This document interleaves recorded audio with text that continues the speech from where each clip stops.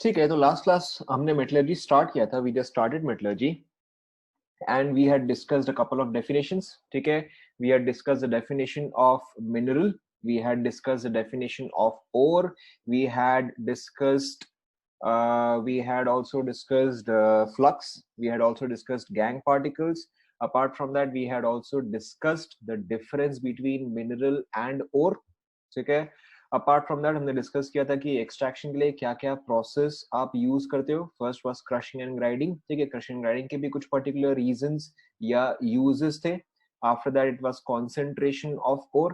Concentration of ore में there were a couple of steps.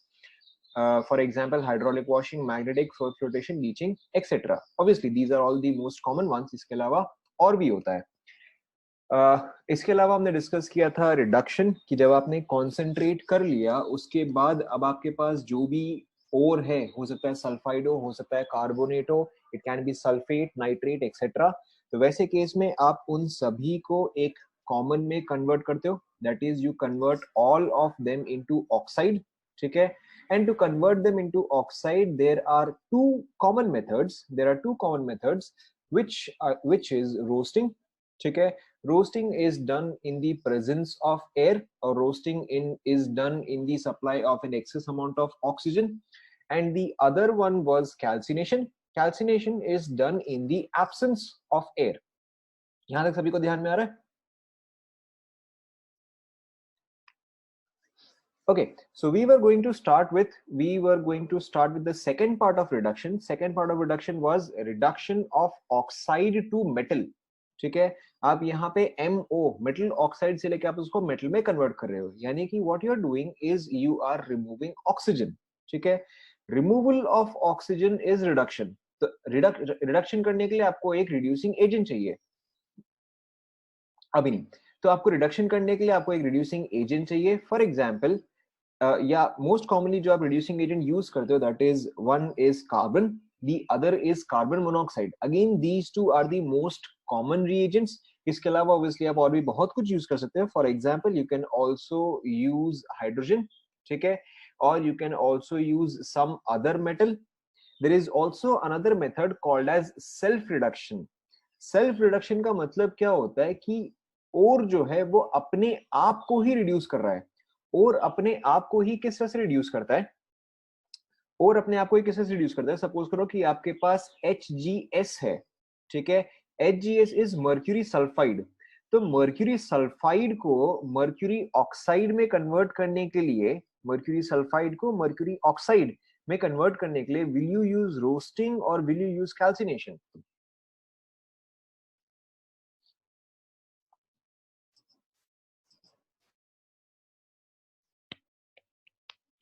Mercury sulphide को mercury oxide में convert करने के लिए विल यू यूज रोस्टिंग और calcination? Of course you will use roasting. मैंने आपको मेथड भी बताया था. रोस्टिंग में होता है oxygen as well as sulphur. ठीक है, या अदर सल्फाइड. तो इस केस में आप यूज करोगे रोस्टिंग. तो रोस्टिंग करने पे क्या होगा? After roasting HgS gets converted to HgO. ठीक है, अब यहाँ पे आप इसका मीनिंग समझो. सबसे पहले सपोज करो कि आपके पास 10 kg, let's say you have, let's say you have 10 kg of HgS. ठीक है, 10 kg of HgS. आपने इसको रोस्ट किया.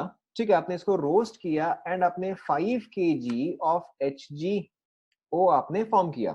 ठीक है, so now how much of HgS is left? Now 5 kg of HgS is left. Is this clear? आपने देखो, आपके पास इनिशियली 10 kg of HgS था. आपके पास इनिशियली 10 kg ऑफ HgS था. आपने उसको रोस्ट किया. रोस्ट करने पे 50% जो है वो HgO में कन्वर्ट हो गया. 50% HgO में कन्वर्ट हो गया. 50% जो है वो अभी भी HgS में ही है. अब सेल्फ रिडक्शन देखो किस तरह से काम करता है कि जो प्रोडक्ट फॉर्म हुआ HgO, जो प्रोडक्ट फॉर्म हुआ HgO वो खुद ही वापस से HgS के साथ रिएक्ट कर रहा है. तो the product form HgO is reacting with the reactant itself. ठीक है, तो इसलिए this is called as self reduction, क्योंकि ये रिएक्शन जो है वो अपने आप को कैटलाइज कर रहा है. इनिशियली आपके पास जो HgS है, इनिशियली जो आपके पास HgS है वो रिएक्ट करके फॉर्म कर रहा है HgO. ठीक है, then this HGO is reacting with the HGS itself, ठीक है, to finally give you Hg. So this is called as self reduction. Is this clear?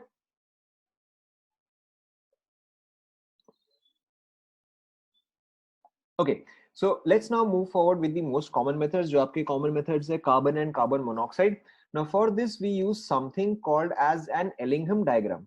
Correct. Cu2 also has self reduction. जो दो most common example है, that is mercury, and apart from that also copper. ठीक है. Now to find out reducing agent we use something called as an Ellingham diagram. ठीक है. Ellingham diagram क्या होता है? Ellingham diagram looks something like this. ठीक है. अब देखो यहाँ पे एलिंगम डायग्राम के बारे में कुछ कुछ पॉइंट्स है. सबसे पहले एलिंगम डायग्राम को अगर आप देखोगे तो यहाँ पे एक्सिस क्या क्या है? यहाँ पे एक्सिस है डेल्टा जी, ठीक है, एंड यहाँ पे एक्सिस है temperature. So this is a graph of Gibbs free energy versus temperature. First of all this, ठीक है. सेकेंड थिंग इज, आप अगर कोई भी लाइन देखोगे, एनी लाइन, जैसे कि ये सबसे बॉटम में, ठीक है, now this is a reaction of magnesium plus oxygen giving you magnesium oxide. ठीक है, ये आपका फर्स्ट रिएक्शन हुआ. अगर आप सेकंड वाला देखोगे, aluminium plus oxygen gives you aluminium oxide. ठीक है, अगर आप थर्ड वाला भी देखोगे, zinc plus oxygen gives you zinc oxide. तो ईच ऑफ दिस रिएक्शन, ठीक है, या each of this line represents oxidation. Any line, आप कोई भी लाइन देखो, all of these represent oxidation. For example, अगर आप सबसे टॉप वाला लाइन देखोगे, ठीक है, copper plus oxygen gives you copper oxide. So all of these So all of these represent oxidation. Is this clear so far?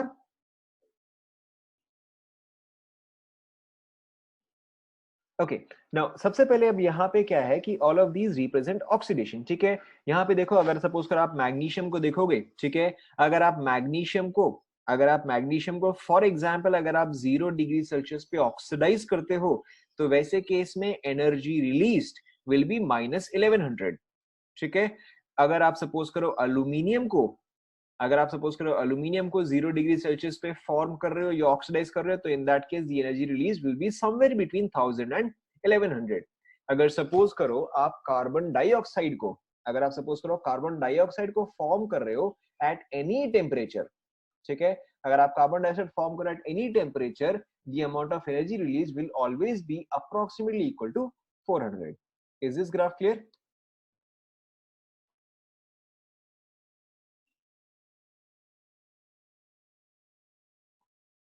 Clear to everyone? So तो अब देखो, इसके बाद यहाँ पे कुछ कुछ इसके कैरेक्टरिस्टिक. अब देखो, इस केस में आप रिड्यूसिंग एजेंट कैसे समझते हो? रिड्यूसिंग एजेंट का मतलब क्या है कि कुछ चीज रिड्यूस होना चाहिए. ठीक है, क्या चीज कंफ्यूजिंग है? अभी तक मैंने कुछ स्टार्ट भी नहीं किया, मैंने बस ये ग्राफ इतना ही एक्सप्लेन किया है. फॉर्मेशन ऑफ CO2 कुछ नहीं है. देखो, CO2 का क्या है? CO2 का एक स्ट्रेट लाइन है. ठीक है, no, you do not have to remember the data. CO2 का जो है, CO2 का एक स्ट्रेट लाइन है. तो CO2 आप इस टेम्परेचर पे देखो तो भी इसका ये वैल्यू जो है सेम है. CO2 आप इस टेम्परेचर पे देखो तो भी इसका वैल्यू जो है वो सेम है. Why? Because CO2 is a straight line. Whereas if you take any other graph, for example magnesium का, ठीक है, तो मैग्नीशियम के केस में ग्राफ जो है वो कंटिन्यूअसली इंक्रीजिंग है. तो 400 पे वैल्यू अलग होगा, वेयर एज 1600 पे भी वैल्यू जो है वो अलग अलग होगा. ठीक है, तो यहाँ पे इसका मतलब सिर्फ इतना ही था. क्लियर?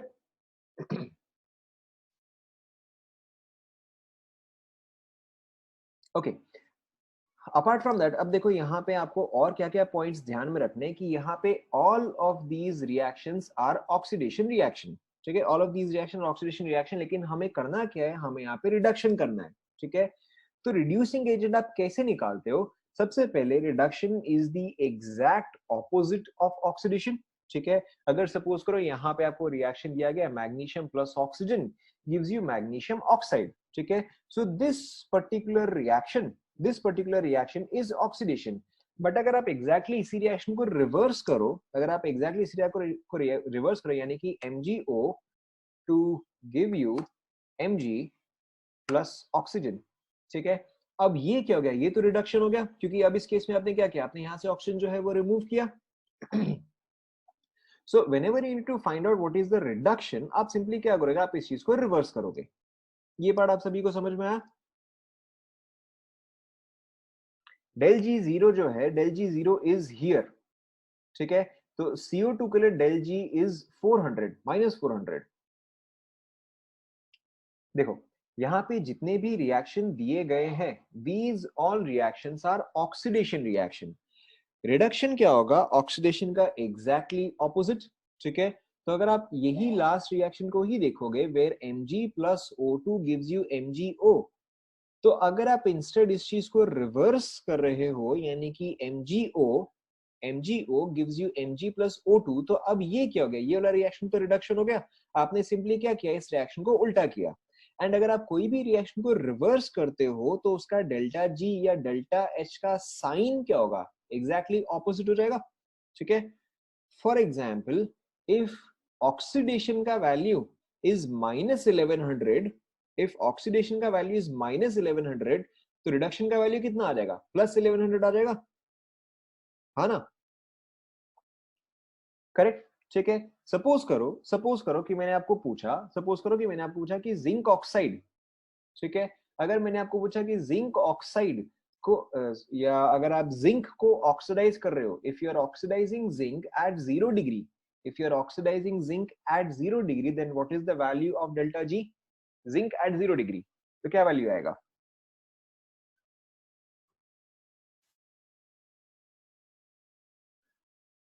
करेक्ट। अगर आप जिंक को ऑक्सीडाइज कर रहे हो एट 0 डिग्री, तो -600, -600 का मतलब क्या होता है? कि energy is being released, right.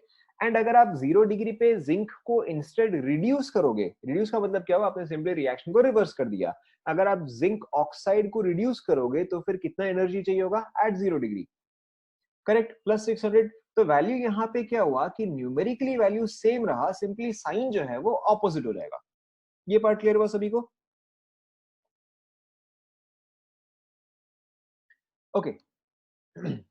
अब देखो, जब भी आप किसी एक चीज को ऑक्सीडाइज कर रहे हो, if you are oxidising something, something else will always get reduced, right. अगर आप एक चीज को ऑक्सीडाइज करते हो तो दूसरा रिड्यूस होगा ही होगा। Redox reactions always takes place in pair. अगर एक ऑक्सीडाइज होगा तो दूसरा रिड्यूस होगा ही होगा। तो आप सिर्फ एक ही चीज को ऑक्सीडाइज नहीं कर सकते, something else has to be reduced, okay. अब अगर आप किसी और चीज को रिड्यूस कर रहे हो, एक सपोज करो आप ए को ऑक्सीडाइज कर रहे हो, बी को आप रिड्यूस कर रहे हो, तो ए का ऑक्सीडाइज तो आपको यहीं से मिल जाएगा, सारे के सारे ऑक्सीडेशन का ही रिएक्शन है। लेकिन बी का जो रिडक्शन है उसके लिए आपको रिएक्शन क्या करना पड़ेगा? रिवर्स करना पड़ेगा, राइट। ऑक्सीडेशन का वैल्यू तो आपको डायरेक्टली मिल जाएगा, रिडक्शन के लिए आपको क्या करना पड़ेगा? रिवर्स करना पड़ेगा। यहां तक क्लियर हुआ? राइट। अब देखो, अगर आप दो रिएक्शन को ऐड कर रहे हो, if you are adding reaction A and reaction B, ठीक है, let's say that the net reaction is C. You are adding reaction A, you are adding reaction B. अच्छा चलो इसको दूसरे तरीके से बोलते हैं। Let's say you are adding first reaction oxidation O, you are adding next reaction reduction R, ठीक है, and the net reaction is N, ठीक है। तो अगर नेट रिएक्शन होना चाहिए, the net reaction should be spontaneous, तो वैसे केस में डेल्टा जी का साइन क्या होगा? If the net reaction has to be spontaneous, then the sign of delta G should be correct. The sign of delta G should be negative, ठीक है। Sign of delta G should be negative and delta G net कैसे आएगा? Delta G of oxidation plus delta G of reduction, right?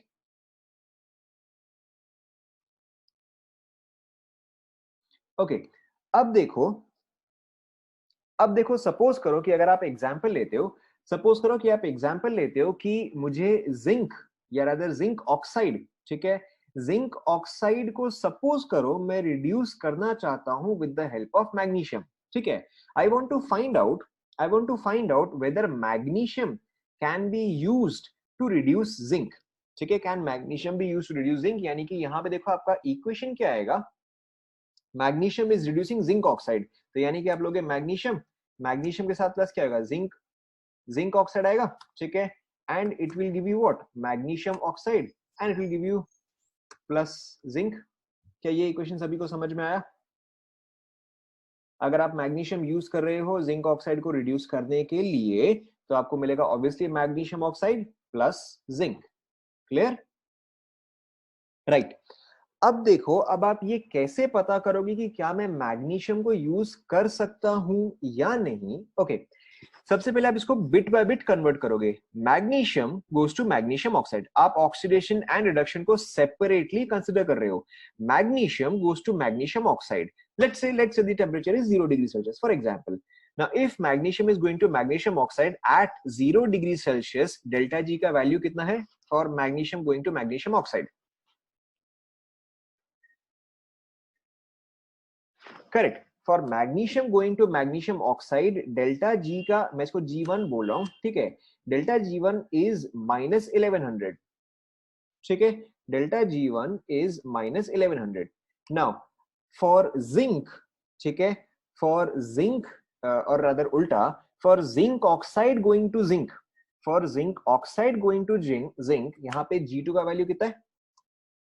Correct, G2 का value is +700, sorry 600 sorry, G2 का value is +600, ठीक है। अब अगर आप नेट देखोगे, ठीक है, तो ओवरऑल रिएक्शन का जो डेल्टा जी आएगा वो कितना आएगा बताओ?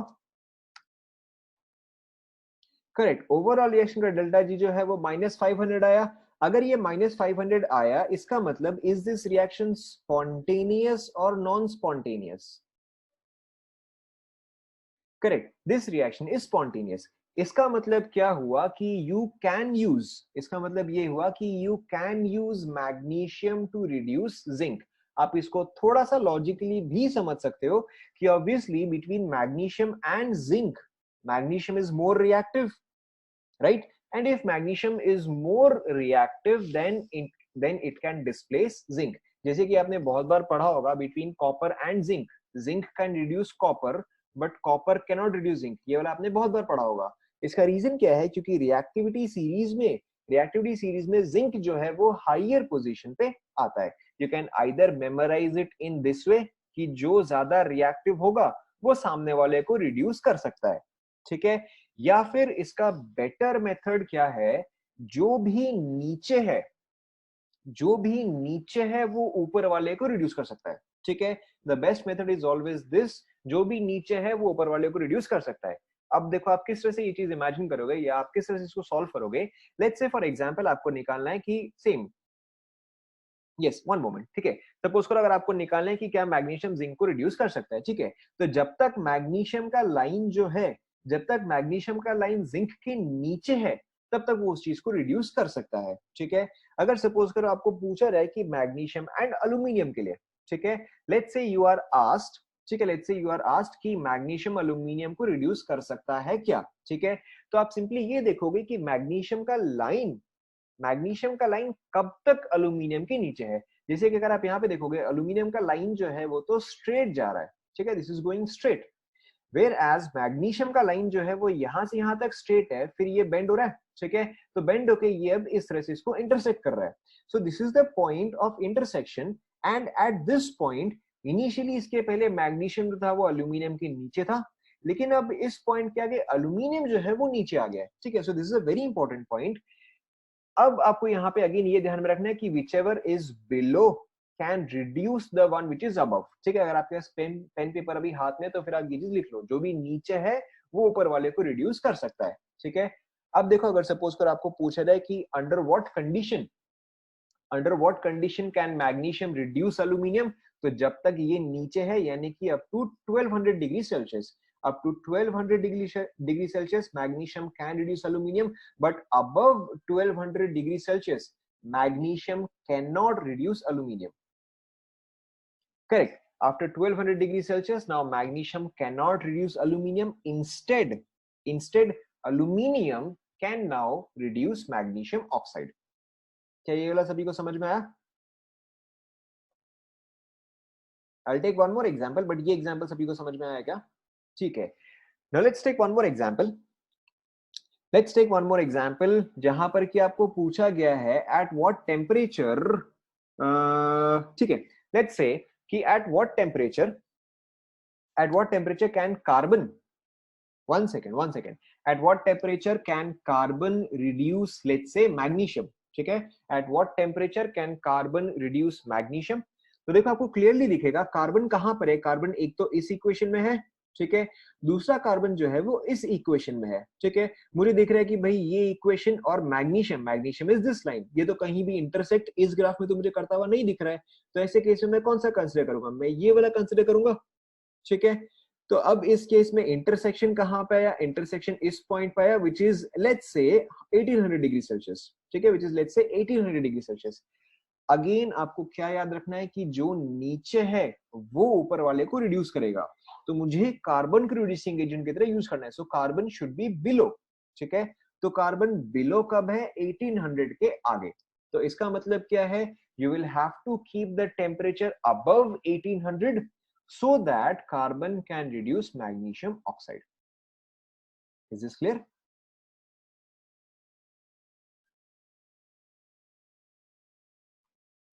Correct. Now अब let's say आपको एक और एग्जांपल चाहिए, let's say at what temperature, okay, let's say at what temperature can zinc, at what temperature can zinc aluminum, at what temperature at what temperature can zinc reduce aluminum oxide?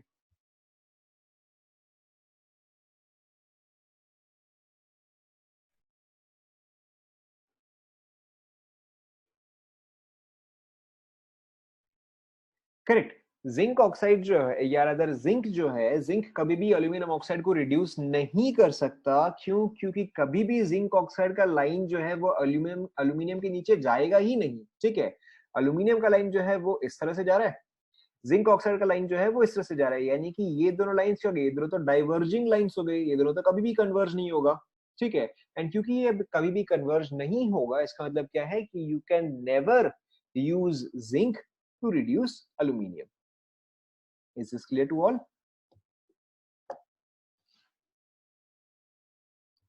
Okay.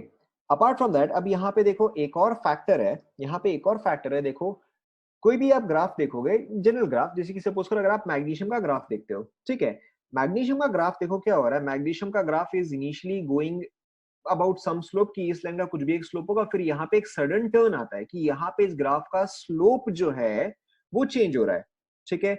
यहाँ पे इस graph का slope या जहां पर भी एक, जैसे आप ये वाले केस में देखोगे, यहाँ पर भी देखो आपका यहाँ पे एक ग्राफ में एक स्लोप का चेंज आया है, ठीक है।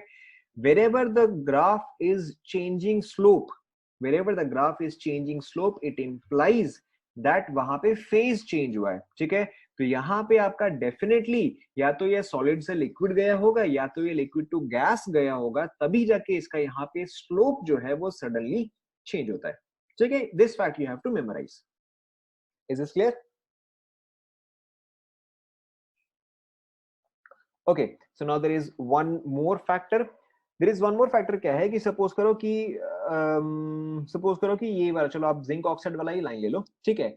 जिंक ऑक्साइड वाला लाइन जो है देखो ये इस तरह से जा रहा है, जिंक ऑक्साइड का लाइन, जिंक ऑक्साइड का लाइन जो है, वन सेकेंड, जिंक ऑक्साइड का लाइन जो है वो पहले इस तरह से गया, अब वो इस तरह से ऊपर की तरफ टर्न किया है, ठीक है, ऊपर की तरफ टर्न किया है। इस पर्टिकुलर ग्राफ में हो सकता है कि इसके ऊपर का टेम्परेचर में नहीं दिया है, बट ये ग्राफ क्या होगा, ये आपका ग्राफ ऑब्वियसली ऊपर की तरफ ही जाता रहेगा, ठीक है। और अगर ये ग्राफ ऊपर की तरफ जाता जाएगा, यानी कि एक पॉइंट होगा, ठीक है, एक पॉइंट होगा जहां पर कि वो delta G is equal to 0 को क्रॉस करेगा।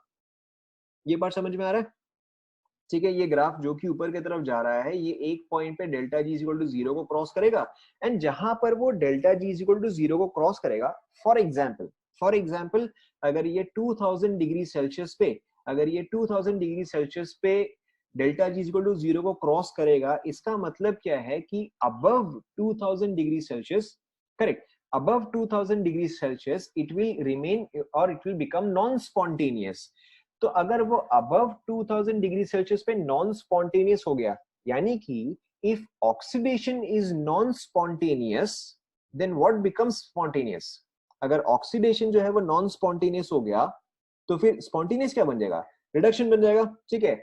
यहाँ पे इस चीज का मतलब क्या है कि whenever your line is crossing delta G is equal to 0, wherever your line is crossing delta G is equal to 0, वो कंपाउंड जो है वो अपने आप ही डिकम्पोज कर जाएगा, उस केस में आपको और रिड्यूसिंग एजेंट ऐड करने का जरूरत नहीं है, the compound will reduce by itself. ठीक है, इसीलिए आपने कई बार हो सकता है पढ़ा होगा कि Ag2O सिल्वर ऑक्साइड को अगर आप हीट करोगे तो it will decompose to give you silver plus oxygen.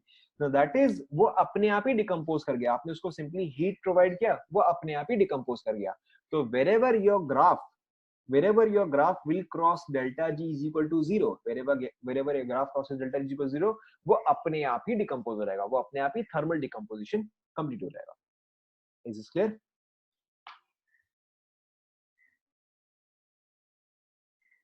Okay, so moving on यहाँ पे देखो नेक्स्ट केस में क्या है, नेक्स्ट केस में कुछ नहीं, बस एलिंघम डायग्राम का ही कुछ पॉइंट्स है। Will discuss this point, delta S वाला पॉइंट हम अभी डिस्कस करेंगे। चलो ठीक है, डेल्टा एस वाला देखो पॉइंट क्या है। अगर आप इन जनरल देखोगे, इन जनरल यहाँ पे सारे ग्राफ्स का स्लोप जो है, इन जनरल यहाँ पे सारे ग्राफ का स्लोप जो है वो पॉजिटिव है, नेगेटिव है, जीरो है, क्या है इन जनरल?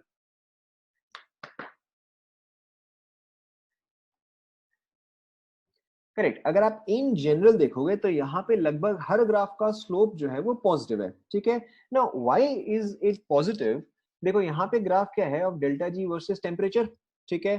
तो डेल्टा जी और टेम्परेचर के बीच में एटलीस्ट आपको एक इक्वेशन पता है, विच इज डेल्टा जी और टेम्परेचर किस तरह से लिंक्ड है बताओ।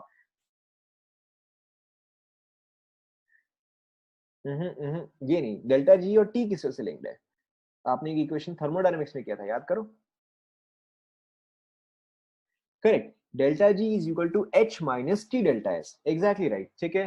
तो देखो यहाँ पे आपका ग्राफ क्या है, I am starting here, delta G is equal to H minus T delta S, ये आएगा, ठीक है।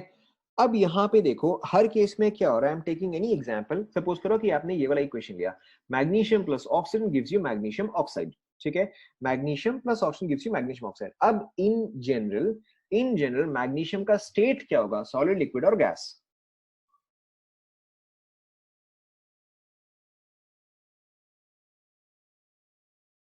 करेक्ट, इन जनरल मैग्नीशियम का स्टेट जो है वो सॉलिड होगा। इन जनरल ऑक्सीजन का स्टेट क्या होगा? Correct, and in general magnesium का स्टेट, मैग्नीशियम ऑक्साइड का स्टेट क्या होगा? पाउडर ले सकते हो आप, सॉलिड ले सकते हो, ठीक है, पाउडर और सॉलिड, गैस नहीं आएगा, गैस नहीं आएगा, ठीक है। So now see what is happening is कि magnesium solid plus gas giving you only solid, ठीक है। Solid plus gas is giving you only solid. तो going forward entropy is increasing और डिक्रीजिंग?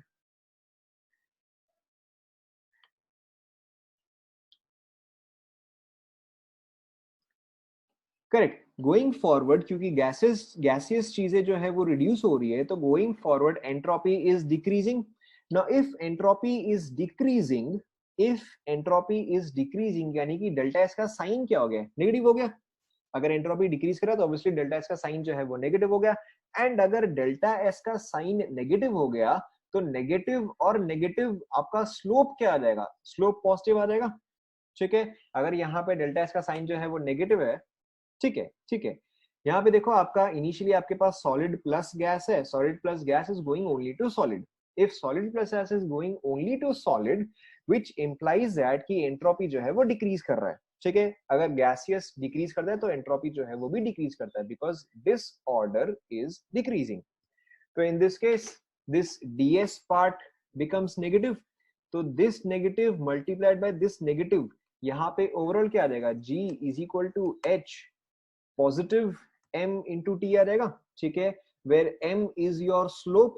अब देखो आपका इक्वेशन क्या आ गया, y is equal to mx plus c आ गया। Is this clear? ठीक है, इसीलिए यहाँ पे इन जनरल जितने भी ग्राफ्स है सबका साइन जो है वो पॉजिटिव है, ठीक है। अब देखो जीरो या नेगेटिव कहां पर है, जीरो अगर आप देखोगे तो देखो इस वाले ग्राफ में है। अगर आप इस वाले ग्राफ में देखोगे carbon plus oxygen gives you carbon dioxide, carbon plus oxygen gives you carbon dioxide. यहाँ पे कार्बन जो है वो किस स्टेट में होगा, या फिर चलो आप एक बार में बताओ, इसका स्टेट, इसका स्टेट, इसका स्टेट, आप इसको SSL SSG जैसे भी आएगा, कैसे आएगा बताओ। Carbon plus oxygen gives you carbon dioxide, किस तरह से आएगा बताओ। Correct, solid gas and gas आएगा, ठीक है। अगर ये चीज जो है वो सॉलिड गैस, मैंने यहाँ पे ये पूछा कि carbon oxygen and carbon dioxide, ठीक है, इस चीज का फेज क्या आएगा, तो सॉलिड गैस एंड गैस। अब इसका मतलब क्या है कि गोइंग फॉरवर्ड एंट्रोपी क्या आना चाहिए, बताओ, पॉजिटिव नेगेटिव जीरो क्या आएगा। वापस सोचो, वापस सोचो। Number of gases on the left hand side is 1, number of gases on the right hand side is also 1, ठीक है। तो इस केस में आपका एंट्रोपी जो है वो जीरो आएगा, ठीक है। Number of gases on the left side is 1, number of gases on the right side is 1, इसलिए एंट्रोपी जो है वो जीरो आएगा। एंड अगर एंट्रोपी जीरो आएगा यानी कि स्लोप का वैल्यू क्या हो गया, जीरो हो गया। एंड क्योंकि स्लोप का वैल्यू जीरो हो गया इसलिए आपका डेल्टा जी क्या आ जाएगा, इज इक्वल टू कांस्टेंट आ जाएगा। इसलिए this graph has a straight line. Is this clear? Okay, and apart from that देखो, यहाँ पे एक ही ग्राफ है जिसका कि स्लोप जो है वो ऑन दी नेगेटिव साइड है, ठीक है। ये वाला ग्राफ आप देखो, यहाँ पे एक ही ग्राफ है जिसका slope is on the negative side. Again अगर आप यहाँ पे फेज देखोगे, so this is solid, this is gas, this is also gas. So on the left hand side you have only one gas, whereas on the right hand side you have two gases. So in this case entropy is,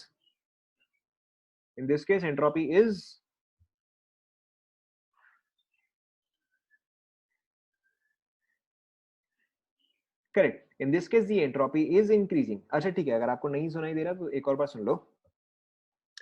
In this case, in carbon plus oxygen gives you carbon dioxide, in the case of carbon plus oxygen gives you carbon dioxide। यहाँ पे क्या था कि आपका carbon was solid, ठीक है। On the left hand side you have only one gas, ठीक है। On the right hand side also you have only one gas।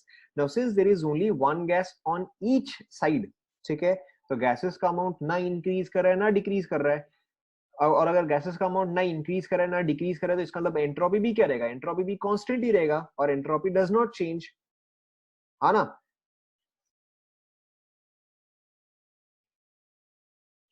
ठीक है, so in this case because entropy does not change which is why slope is also constant, ठीक है। Whereas in this case, since entropy यहाँ पे left side में आपके पास एक gas है, राइट साइड में आपके पास दो गैस है, तो एंट्रोपी क्या होगा, एंट्रोपी इंक्रीज करेगा, more gases means more entropy. And since there is going to be more entropy which means that delta S का साइन क्या होगा,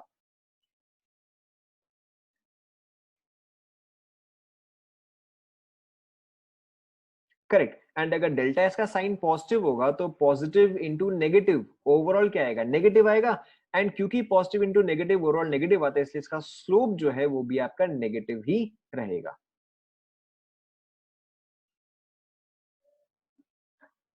ठीक है। Is this clear?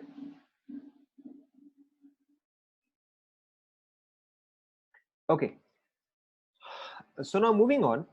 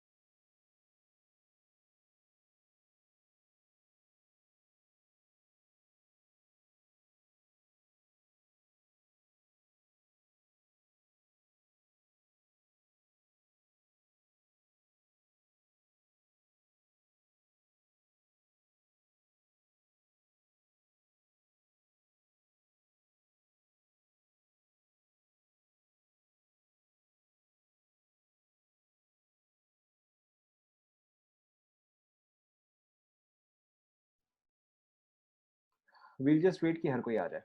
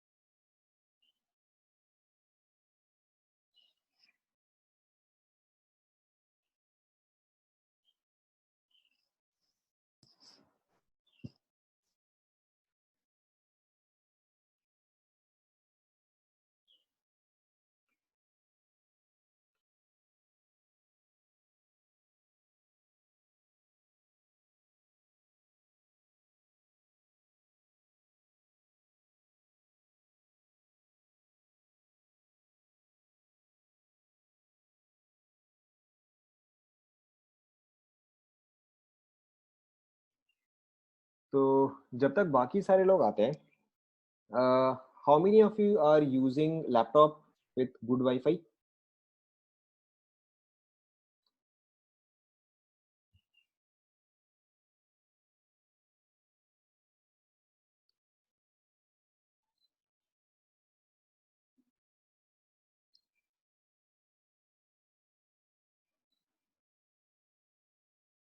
Mobile but Wi-Fi.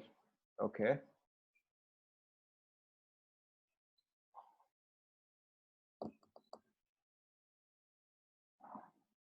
Mobile but Wi-Fi. ठीक है, चलो, we'll discuss this at the end.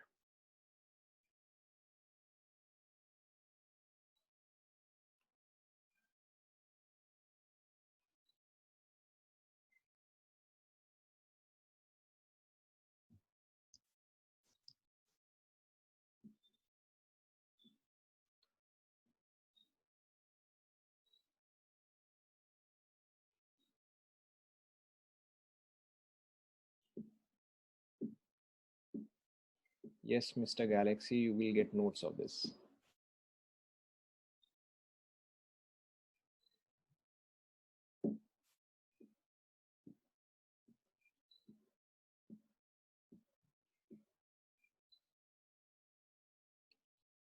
ठीक है, I think I'll start. बाकी के 15 लोग तो नहीं आ रहे.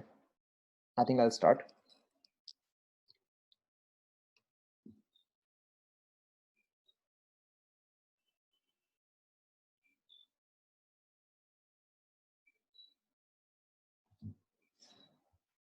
Okay, I'll start. Okay, so Ellingham diagram में हमने अभी तक 3-4 पॉइंट्स डिस्कस किया कि जहां पर भी ग्राफ चेंज हो रहा है, सॉलिड टू लिक्विड या फेज चेंज हो रहा है, whichever is below can reduce the one whichever is above. ठीक है, अपार्ट फ्रॉम दैट जहां पर भी वो delta G is equal to 0 को क्रॉस करेगा वहां पर वो अपने आप ही डिकम्पोज हो जाएगा. ठीक है, and apart from that you can also determine कि which reducing agent or which metal can you use under what condition. For example, अगर सपोज करो आपको जिंक को रिड्यूस करने के लिए अगर आपके पास अल्यूमिनियम नहीं है, आपके पास इंस्टेड कार्बन ही है, तो आप किस कंडीशन में जिंक को with the help of carbon reduce कर सकते हो. This is the use of Ellingham diagram. Apart from that इसके कुछ पॉइंट्स है, ये पॉइंट्स मैंने ऑलरेडी आपको मेंशन कर दिए कि अगर आपका डेल्टा एस का साइन जो है वो नेगेटिव है तो स्लोप जो है वो पॉजिटिव आएगा। The negative sign of delta S leads to a positive slope. ठीक है, each plot is a straight line except where some change in phase takes place. We have already discussed this. Apart from that, the temperature at which such change occurs is indicated by an increase in slope. ठीक है, जहां पर भी आपका solid to liquid या liquid to gas जा रहा है वहां पे आपका स्लोप जो है वो इंक्रीज कर रहा है। ठीक है, apart from that this plot is for delta G of oxidation. जितना भी है सारा का सारा ऑक्सीडेशन का वैल्यूज ही है। ठीक है, सपोज करो अगर आपको एग्जांपल दिया जाए when can magnesium reduce aluminium. ठीक है, ये वाला एग्जांपल आप ऑलरेडी कर चुके हो, चलो हम बाकी का देखते हैं एक बार। When can, first is when can magnesium reduce aluminium, second is when can aluminium reduce magnesium. ठीक है, let's take the first one, magnesium reduce aluminium। ये आप ऑलरेडी कर चुके हो बट फिर भी once again, magnesium to reduce aluminium, so magnesium should be below। ठीक है, should be below का मतलब क्या हुआ, below 1200 डिग्री सेल्सियस। ठीक है, and for aluminium to reduce magnesium यानी कि टेम्परेचर क्या होना चाहिए, above 1200 degree Celsius. Clear, correct. ठीक है, let's take the next question. Next question was can copper be used as a reducing agent for aluminium? Can copper be used as a reducing agent for aluminium? बताओ, yes no। ठीक है, copper cannot be used as a reducing agent for aluminium क्योंकि copper जो है वो हमेशा ही ऊपर है, aluminium जो है वो हमेशा ही नीचे है। ठीक है, let's take the last question, at what temperature, ठीक है, at what temperature will the reaction carbon plus zinc oxide gives carbon dioxide? आपको यहाँ पे हमेशा प्रोडक्ट भी चेक करना है, यहाँ पे प्रोडक्ट जो है that is carbon dioxide। ठीक है, तो carbon goes to carbon dioxide। at what temperature will carbon reduce zinc oxide? Carbon reduce zinc oxide का मतलब देखो, बताओ।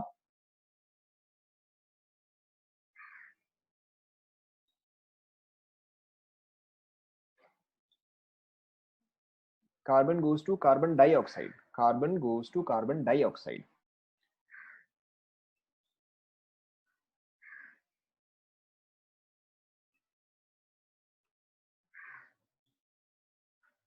करेक्ट। ठीक है, carbon goes to carbon dioxide जो है वो ये वाला लाइन हुआ, carbon goes to carbon dioxide is this line. ठीक है, and zinc goes to zinc oxide is this line. ठीक है, zinc goes to zinc oxide is this line. तो अगर आप यहाँ पे देखोगे कि ये लाइन जो है वो इससे से ट्रैवल कर रहा है and this is going here. ठीक है, तो कार्बन डाइऑक्साइड वाला लाइन जो है वो इस पॉइंट के आगे नीचे जा रहा है एंड दिस पॉइंट इज, अगर आप देखोगे तो ये क्या है, ये अप्रोक्सीमेटली 1200 है। ठीक है, 900 अगर आप बोलो तो 900 आप गलत लाइन को देख रहे हो। 900 के केस में देखो क्या है, carbon is going to carbon monoxide, carbon is going to carbon monoxide. लेकिन आपको यहाँ पे इक्वेशन क्या दिया हुआ है, गोज टू कार्बन डाइऑक्साइड। ठीक है, तो आपको हमेशा पूरा इक्वेशन चेक करना है। ठीक है, तो इन दिस केस क्योंकि आपको क्वेश्चन में दिया गया था carbon goes to carbon dioxide, तो इस केस में आपको ये वाला लाइन चेक करना पड़ेगा। Is this clear?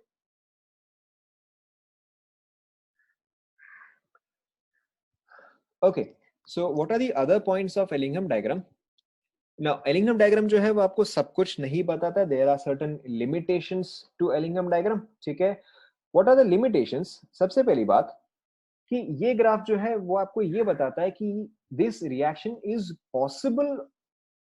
ठीक है, कौन सा पार्ट? लिमिटेशंस।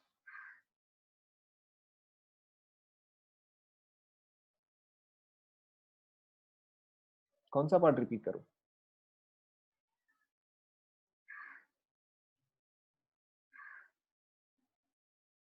ठीक है, लिमिटेशंस में भी डिस्कस ही कर रहा हूं।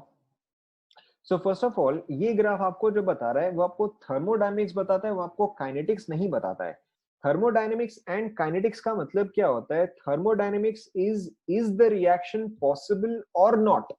ठीक है, कोई रिएक्शन पॉसिबल है या पॉसिबल नहीं है ये आपको थर्मोडायनेमिक्स बताता है।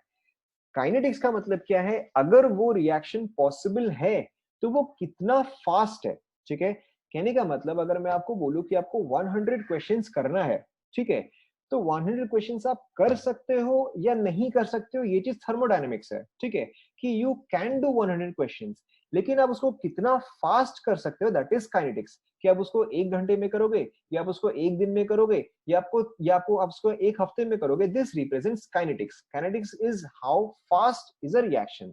Thermodynamics is if the reaction is possible और नॉट। ठीक है, तो एलिंगम डायग्राम से आपको ये तो पता चल गया कि मैग्नीशियम जो है वो अल्यूमिनियम को रिड्यूस कर सकता है अंडर 1200 डिग्री सेल्सियस, या अल्यूमिनियम जो है वो मैग्नीशियम को रिड्यूस कर सकता है अबव 1200 डिग्री सेल्सियस। बट आपको ये नहीं पता कि ये रिएक्शन कितना फास्ट होगा। ठीक है, कितना फास्ट होगा का एग्जांपल जैसे क्या होगा, आपने कई बार पढ़ा होगा कि if sodium is dropped in water, if sodium is dropped in water the reaction is vigorous। ये आपने डेफिनेटली पढ़ा होगा। if potassium is dropped in water it catches fire। ठीक है, पढ़ा है नहीं पढ़ा है? ठीक है, ये चीज आपने पढ़ा है कि अगर आपने सोडियम को ड्रॉप किया तो वो बहुत ही विगरस रिएक्शन करता है, अगर आपने पोटेशियम को ड्रॉप किया तो वो इट कैचेस फायर। लेकिन अगर आप यही चीज अल्यूमिनियम या आयरन को डालते हो, करेक्ट, अगर आप लिथियम डालोगे या अगर आप अल्यूमिनियम डालोगे या अगर आप आयरन डालोगे तो वो रिएक्ट तो करेगा, लेकिन वो बहुत स्लो रिएक्ट करेगा। ठीक है, जैसे कि आयरन रस्ट तो करता है, ठीक है, आयरन विल रस्ट, बट वो 1 घंटे में रस्ट नहीं करता है या वो 1 दिन में रस्ट नहीं करता है, इट रस्ट वेरी स्लोली। ठीक है, तो अगर रिडक्शन जो है वो फास्ट नहीं है, अगर रिडक्शन जो है वो होने में 2 दिन या 3 दिन लगा है, तो it is not a very useful reaction. ठीक है, you want the reaction to be possible, you also want the reaction to be fast। ठीक है, तो एलिंगम डायग्राम का एक शॉर्टफॉल जो है, या एलिंगम डायग्राम कहाँ पे यूजफुल नहीं है, Ellingham diagram cannot tell you if the reaction will be fast or whether it will be slow, it can only tell you if the reaction is possible or not। ठीक है, apart from that हमें अभी तक जो भी reaction discuss किया, ठीक है, जैसे कि सपोज करो अगेन सेम, अगर आप मैग्नीशियम ऑक्सीजन मैग्नीशियम ऑक्साइड का ही लेते हो, now in this case the phase that we took was solid, gas and solid। ठीक है, जो हमने फेज लिया वो था सॉलिड, गैस एंड सॉलिड। तो जब आप इक्विलिब्रियम लिखते हो तो वैसे केस में आप सॉलिड को इंक्लूड नहीं करते हो। ठीक है, जब आप इक्विलिब्रियम लिखते हो आप हमेशा सिर्फ गैस फेज को ही इंक्लूड करते हो, solid phase and liquid phase gets ignored. ध्यान में आ रहा है सभी को? ठीक है, तो ऐसे केस में अब यहाँ पे प्रॉब्लम क्या है, ऐसे केस में अब यहाँ पे प्रॉब्लम क्या है कि ये डेल्टा जी का वैल्यू जो है, ये डेल्टा जी का वैल्यू जो है दिस इज एट इक्विलिब्रियम। ठीक है, अब एट इक्विलिब्रियम यहाँ पे देखो क्या हुआ है कि यहाँ पे इस पर्टिकुलर केस में तो आपने मैग्नीशियम एंड मैग्नीशियम ऑक्साइड को कंसिडर नहीं किया क्योंकि दोनों जो है वो सॉलिड फेज में है। ठीक है, लेकिन हो सकता है यहां से लेके यहाँ पर आपका मैग्नीशियम जो है वो फेज चेंज करेगा, यह हो सकता है कि आपका मैग्नीशियम ऑक्साइड जो है वो फेज चेंज करेगा। ऑब्वियसली हो सकता है कि जब आप और आगे जाओ तो एक और बार ये ग्राफ जो है वो चेंज करे। तो इन दिस केस आपका के इक्विलिब्रियम जो है वो बार बार चेंज हो रहा है। ठीक है, के इक्विलिब्रियम किस तरह से बार बार चेंज हो रहा है कि सपोज करो इनिशियली आपके पास सिर्फ ऑक्सीजन ही है जो कि गैस फेज में है, तो इन दैट केस के will only depend on oxygen. ठीक है, बट हो सकता है एक पॉइंट के बाद के can also depend on magnesium oxide, या ये भी हो सकता है कि के can also depend on magnesium. तो ऐसे केस में आपका बार बार इक्विलिब्रियम का वैल्यू जो है वो चेंज होता जा रहा है। ठीक है, तो in this case in Ellingham diagram it is not possible to include the phase of everything. ठीक है, जैसे कि फॉर एग्जाम्पल आपको यहाँ पे मर्क्यूरी शो नहीं किया है। ठीक है, but mercury is in liquid phase. ठीक है, and mercury can be very easily vaporised. तो वैसे केस में कोई बात नहीं, mercury can be very easily vaporised, तो वैसे केस में मर्क्यूरी का के जो है वो बार बार चेंज होगा। ठीक है, so what you have to remember is यहाँ पे these values are at equilibrium, these values are at equilibrium, but because ये equilibrium पे आप ले रहे हो तो आप solid and liquid phase को काउंट नहीं करते हो। ठीक है, so there are two important limitations. The first limitation is it does not tell you how fast a reaction is. The second limitation is it does not take into account the solid or the liquid phases. Is this clear?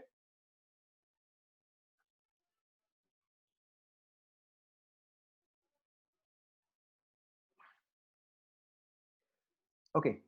सो अब देखो, जब आपने reduction reduction किया तो reduction के बाद finally क्या मिलेगा? अब आपको फाइनली आपका मेटल मिल जाएगा, जैसे आपको कॉपर मिल जाएगा, या आपको मैग्नीशियम मिल जाएगा, या आपको अल्यूमिनियम मिल जाएगा।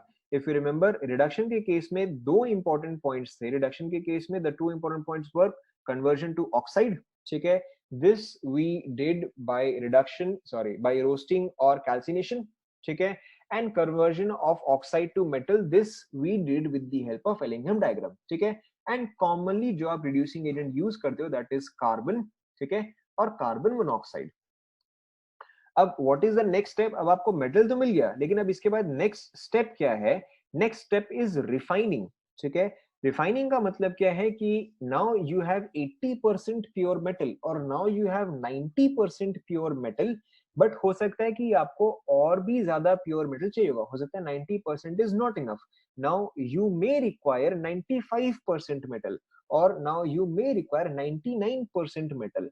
तो ऐसे केस में the methods use for refining are as follows.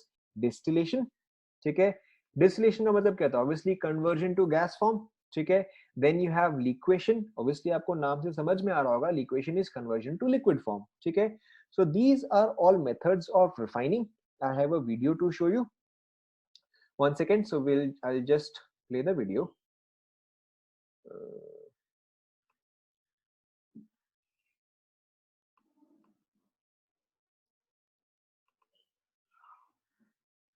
One second, wrong video.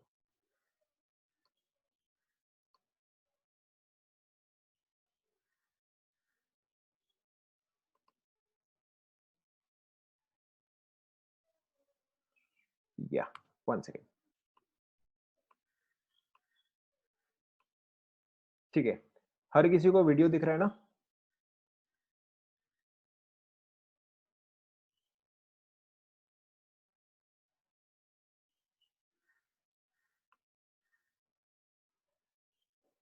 ठीक है, now I'll start playing the video.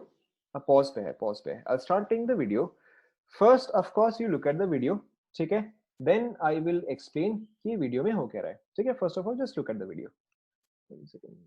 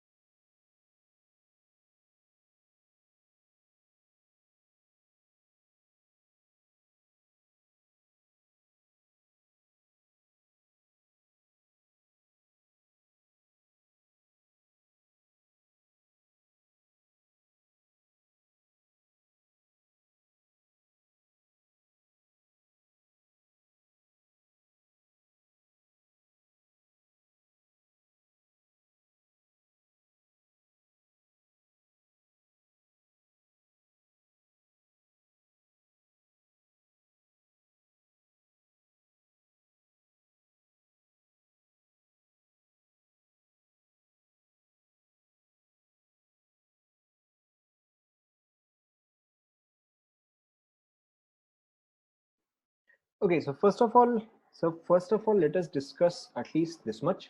ठीक है, पहले हम इतना डिस्कशन कर लेते हैं. जैसा कि आप लेफ्ट साइड में देख सकते हो, the methods of refining are distillation, liquation, electrolysis, zone refining and two others. ठीक है, सबसे पहले हम डिस्टिलेशन से स्टार्ट करते हैं. So in which case do you use distillation. Distillation के केस में आप उसको गैस फेज में कन्वर्ट कर रहे हो. तो अगर आप गैस फेज में कन्वर्ट कर रहे हो, इसका मतलब ये है कि उसका बॉइलिंग पॉइंट जो है, उसका बॉइलिंग पॉइंट शुड बी लो. ठीक है, जैसे कि जहां पर आपने हाइड्रोलिक वॉशिंग यूज किया, या जहां पर आपने मैग्नेटिक सेपरेशन यूज किया, या जहां पे आपने फ्रोथ फ्लोटेशन यूज किया, हर केस में हर केस में आप difference in property of ore and impurities देखते हो.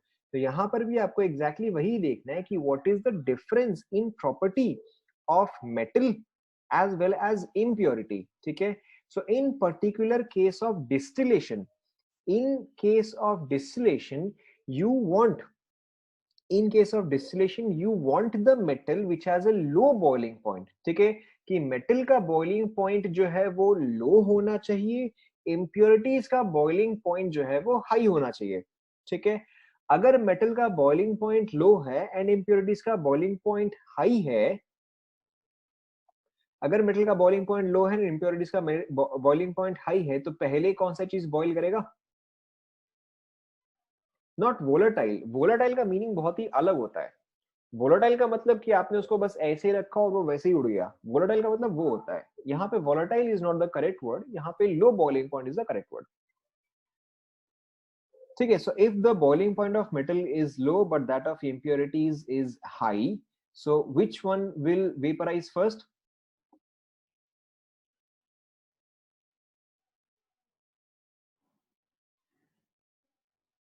ठीक है, the metal will vaporise first. यानी कि देखो, अब देखो इस वीडियो में क्या हो रहा है. यहाँ पे आपने क्या किया, यहाँ पे आपने इसको हीट किया. ठीक है, this is specifically used for metals which have very low boiling points. ठीक है, एंड ऑब्वियसली इंप्योरिटीज जो है उनका बॉइलिंग पॉइंट इससे हाई होगा. तो ऐसे केस में व्हेन यू हीट इट, ठीक है, द मेटल, वैसे केस में when you heat it the metal is going to boil. ठीक है, फिर जो मेटल बॉइल हो गया उसका आप क्या कर रहे हो? उसको आप कलेक्ट कर रहे हो. ठीक है, you are collecting it, you are condensing it. ठीक है, तो इम्प्योरिटीज जो है वो यहीं पर ही रह गया एंड विरस प्योर मेटल जो है वो आपका यहाँ पे कलेक्ट हो जाएगा. Is this clear? Is distillation clear? Okay, तो अब देखो, अगर आपको डिस्टिलेशन समझ में आ गया तो आपको ऑटोमेटिकली लिक्वेशन भी समझ में आ जाएगा. ठीक है, देखो डिस्टिलेशन एक और बार देखो. डिस्टिलेशन के केस में क्या है? In case of distillation the property that is important is metal. Metal should have lower boiling point than impurity. अगर मेटल का लोअर बॉइलिंग पॉइंट है तो मेटल जो है वो पहले वेपराइज करेगा. ठीक है, whereas इम्प्योरिटी जो है वो बाद में वेपराइज करेगा. Is this clear?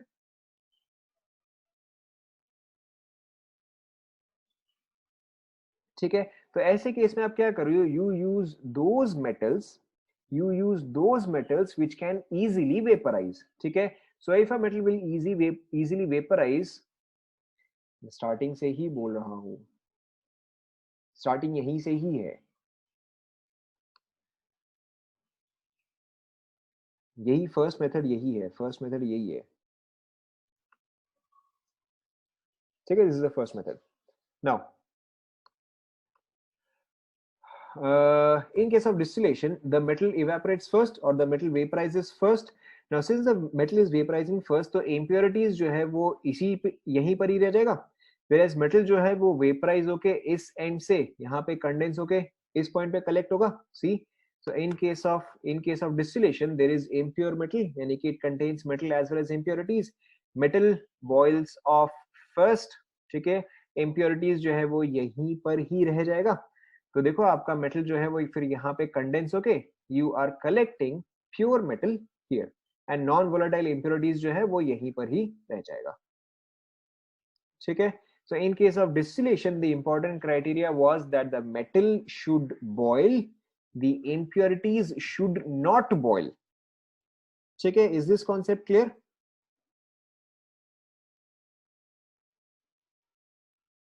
तो वहां पे dust and impurities in the air कहां से आएगा? वहां पे dust and impurities in the air का कोई पॉइंट ही नहीं है, ठीक है। क्यों? क्योंकि जो भी इम्प्योरिटीज है वो आपने ऑलरेडी दूसरे वेसल में कलेक्ट कर लिया, या वो ऑलरेडी पिछले वेसल में ही कलेक्ट हो गया है, ठीक है। Correct, obviously metal vapours are obviously condensed before collection, ठीक है। Now in case of distillation, आपको ऑब्वियसली समझ में आ गया कि मेटल का बॉइलिंग पॉइंट जो है वो लोअर होना चाहिए। तो इन केस ऑफ लिक्वेशन क्या कंडीशन आएगा बताओ?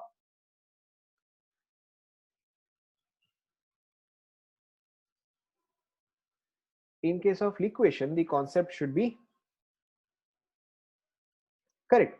In case of liquefaction, the melting point should be low. ठीक है? In case of liquefaction, the melting point of metal should be low. क्यों? क्योंकि अब आप यहाँ पे liquid में convert कर रहे हो. तो in this case, the condition is the melting point of metal is low. The melting point of impurities is high. ठीक है? अगर मेटल का मेल्टिंग पॉइंट लो है तो पहले लिक्विड में कौन कन्वर्ट होगा? मेटल कन्वर्ट होगा, राइट। एंड अगर मेटल जो है वो लिक्विड में कन्वर्ट हो गया, और ये क्या है? ये तो स्लोपिंग है, ठीक है। अगर स्लोपिंग है तो यहाँ पे लिक्विड जो है वो फ्लो करेगा, ठीक है। So this is what is happening here. आप यहाँ पे क्या कर रहे हो? आप यहाँ पे इस चीज को हीट कर रहे हो, ठीक है। You are heating this here, and यहाँ पे कंडीशन क्या है कि मेटल जो है वो ज्यादा इजीली मेल्ट करेगा एज कंपेयर टू इम्प्योरिटी। तो वैसे केस में when you are heating it, ठीक है, ऐसे केस में when you are heating it the metal will convert to liquid. Sloping hearth यानी कि जो भी फ्लूइड होगा वो जो है वो इजीली फ्लो कर सकता है। So metal will start melting, and it will get collected in the vessel, ठीक है। This is the concept of liquation. Is this clear? Okay, moving on, next concept, electrolysis. ये कॉन्सेप्ट आपने definitely 10th class में पढ़ा ही होगा, या ये concept आप सभी को आता होगा, ठीक है। इन केस ऑफ इलेक्ट्रोलाइसिस, क्या होता है कि एक आपके पास इम्प्योर इलेक्ट्रोड होता है, ठीक है। दूसरा आपके पास प्योर इलेक्ट्रोड होता है। The impure electrode is always at anode, ठीक है। The pure electrode is always at cathode, ठीक है। ये चीज आपने ऑलरेडी पढ़ा है। एंड फिर इसके बाद क्या होता है कि एनोड से मेटल जो है वो ऑक्सीडाइज होके सोल्यूशन में जाता है, ठीक है। एंड फिर सोल्यूशन से जो आयंस है वो फिर कहां पर डिपॉजिट होता है? कैथोड में डिपॉजिट होता है। ध्यान में आ रहा है? आप सभी ने ये चीज पढ़ा होगा डेफिनेटली, रिफाइनिंग ऑफ मेटल्स में। ध्यान में आ रहा है? Okay, so I will let this play. तो यहाँ पे देखो क्या हो रहा है कि यहाँ पे इन दिस केस जो आपका एनोड है, ठीक है, एनोड जो है वो धीरे धीरे करके ब्रेक करता रहेगा। एनोड जो है वो धीरे धीरे करके ब्रेक क्यों करता रहेगा? क्योंकि मेटल जो है वो पहले सोल्यूशन में जा रहा है, फिर सोल्यूशन से वो कैथोड में जा रहा है। तो कैथोड का थिकनेस देखो, यहाँ पे थिकनेस अलग है, यहाँ पे थिकनेस अलग है, ठीक है। यहाँ पे थिकनेस चेंज कैसे हुआ कि मेटल जो है वो इस पॉइंट पे आके डिपॉजिट हो रहा है, तो इसका thickness is increasing, whereas इसका थिकनेस इज डिक्रीजिंग, ठीक है। And what is this part called? आपने डेफिनेटली पढ़ा होगा, correct. This part is called as anode mud, ठीक है। And anode mud contains impurities. यहाँ पे हो सकता है कि आपके पास कुछ दूसरा मेटल होगा, हो सकता है डस्ट होगा, हो सकता है डर्ट होगा, ठीक है। Anything else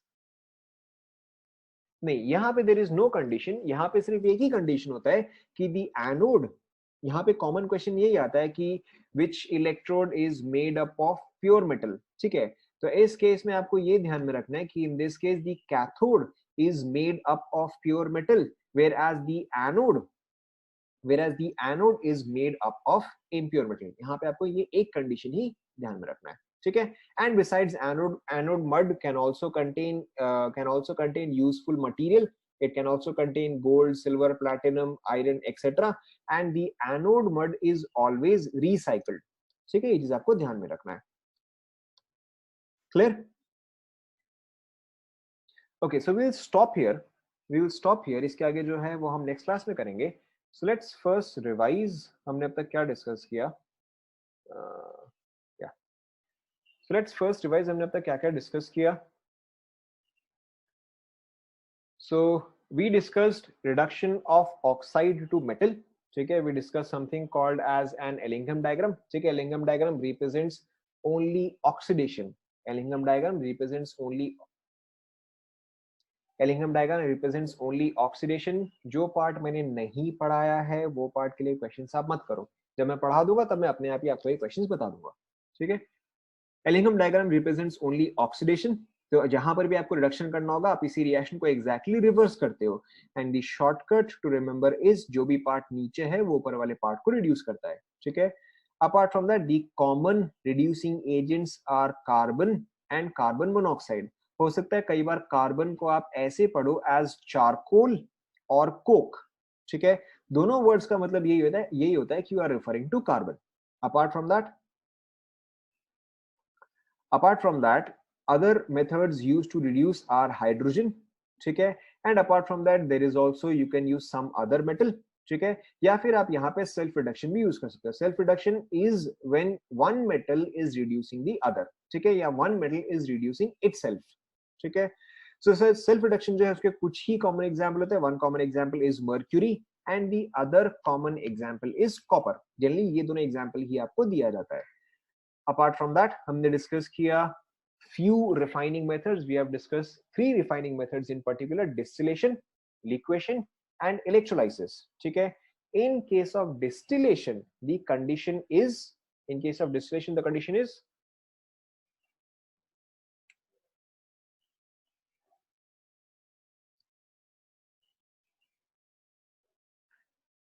correct. In case of distillation the condition is that the metal should have a lower boiling point than the impurity.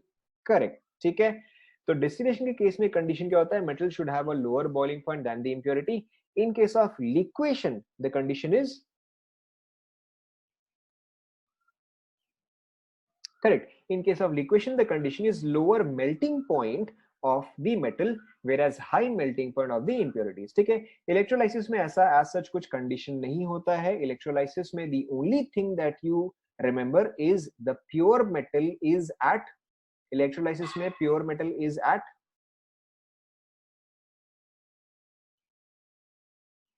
cathode. Correct. And the impure metal is at anode. Correct. So I'm going to stop here.